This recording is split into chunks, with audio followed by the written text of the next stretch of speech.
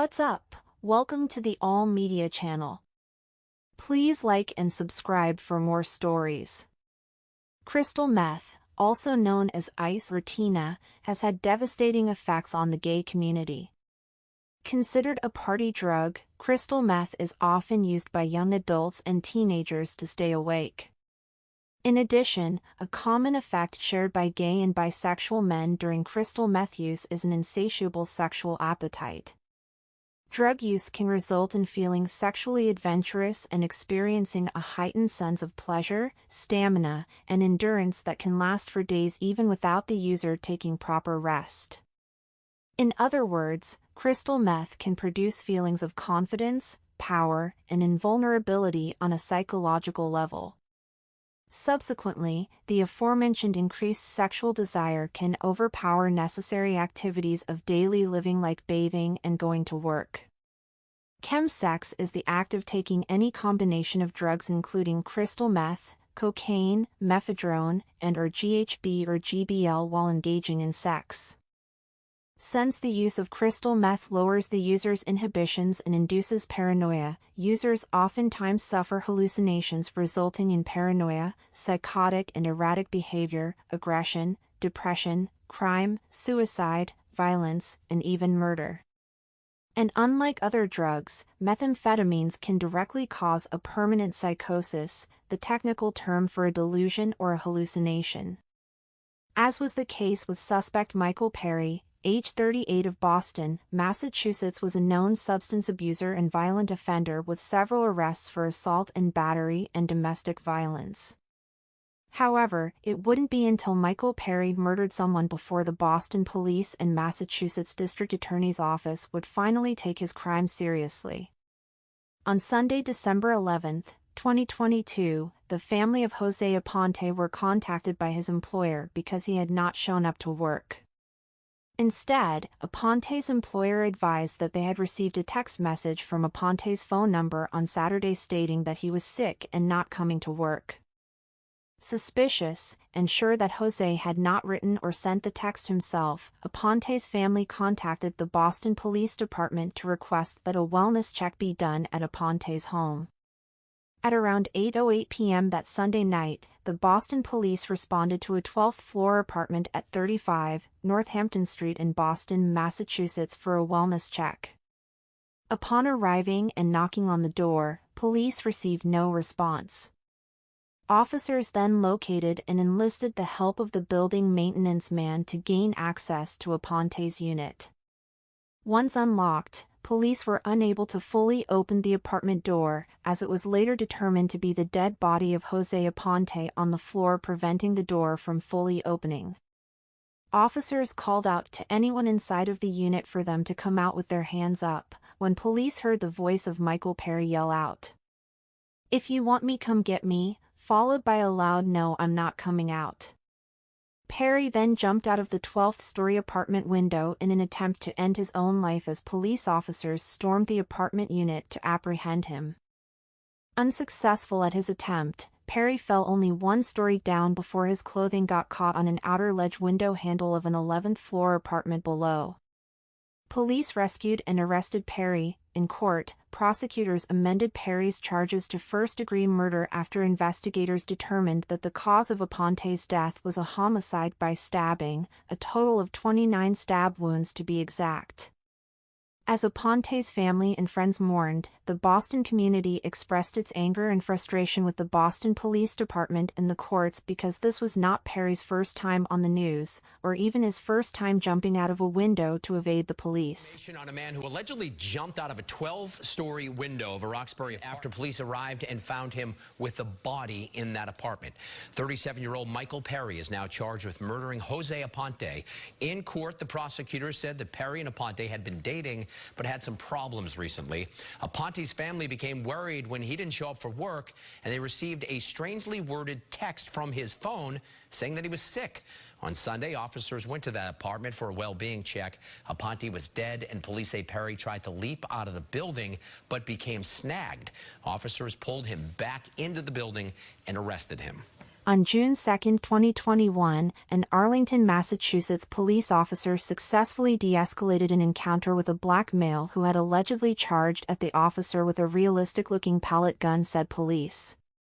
The suspect was arrested and identified as Michael Perry of Dorchester after an officer conducting outreach in the town's Muger Woods neighborhood. Police noticed that Perry and another man had become engaged in a verbal confrontation.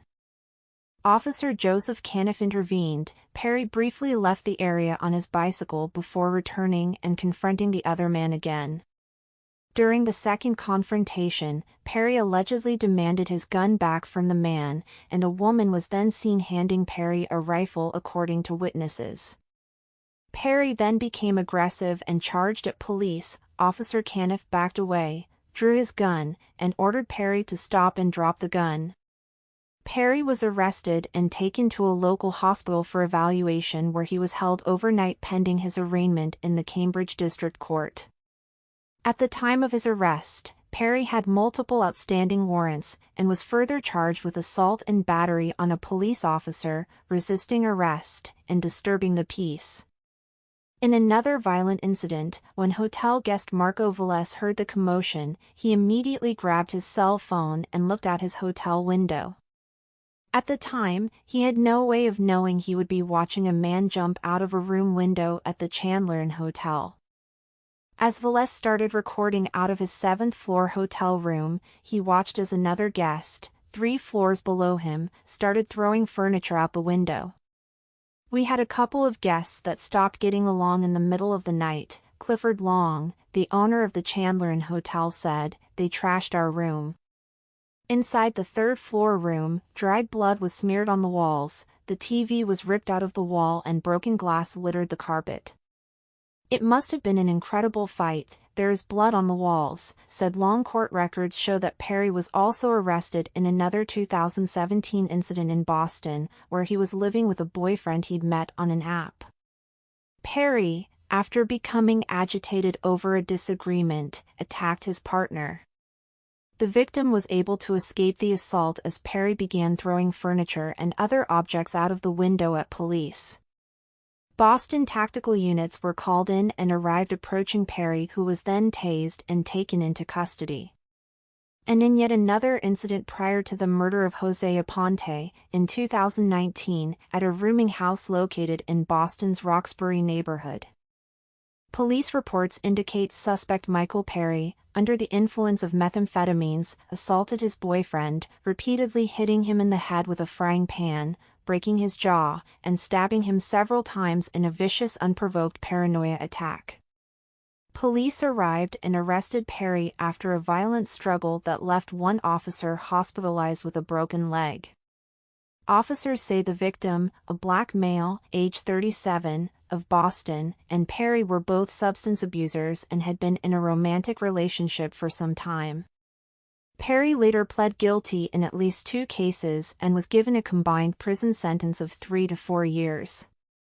However, in 2021 Perry was granted early release and sent to a halfway house located in Boston's Fenway neighborhood, where Perry would eventually meet and later murder Jose Aponte. In another instance involving gay domestic violence, the Millbury, Massachusetts Police Department found victim Ryan Anderson, age 29, dead at 303 Millbury Street around 3:18 p.m. on Saturday, October 3, according to court documents. Upon arrival, officers also found and identified the person who made the 911 call as Kevin Donnellan, age 34, located in the back of the house. According to both Anderson and Donnellan's Facebook profiles, the two had been living together in a long-term relationship. When questioned by police whether Anderson had fallen or hurt himself, Donnellan said no. Instead, Donnellan said he last saw Anderson alive 6 hours before and that his neck had been slashed. He added that the two had gotten into a domestic fight earlier in the day. Donnellan, in an attempt to commit suicide, had also stabbed himself with a knife. He was taken to a local hospital for treatment for his non-life-threatening injuries. Upon searching the couple's Millbury home, officers found Anderson's deceased body in the basement. Police observed obvious signs of trauma to his neck and other parts of his body, according to court documents. Investigators also determined that Ryan had sent a text message to a friend saying he was afraid that Donnellan was going to kill him prior to the incident.